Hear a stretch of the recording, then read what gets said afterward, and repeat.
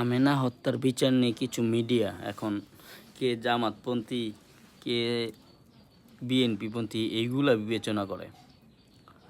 আসলে ক্ষমতা যেখানে সেখানেই থাকে বেশিরভাগই আসামিগুলা। তো যেই হোক, আমার কথা হলো মিডিয়াগুলা যেই ধরনের প্রকাশ করতেছে যে জামাত করছে না বিএনপি করছে, এইগুলা তোদের দেখার বিষয়।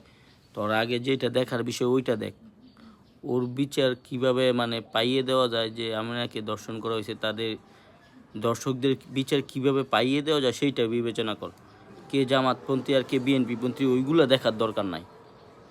সরকারের কাছে আকুল আবেদন এবং আইনের কাছে আকুল আবেদন যেন দর্শকরা কোনো ছাড় না পায়। প্রত্যেকটা দর্শককেই সঠিক বিচার করা উচিত, যাতে ভবিষ্যতে আর কোনো মা বোনের উপর এই ধরনের অত্যাচার না হতে পারে, কোনো মা বোন নির্যাতন না হতে পারে। এটা আমার না, প্রত্যেকটা মানুষের ইচ্ছা। কারণ এরা খুব কি খারাপ, জঘন্য লোক, সমাজের নিকৃষ্টতম লোক হলো এরা। তো এরা কোন দলের কথা, কোন দল কি করলো সেইগুলো দেখার কোনো বিষয় না। প্রত্যেকের সমান সাজা পাওয়া উচিত।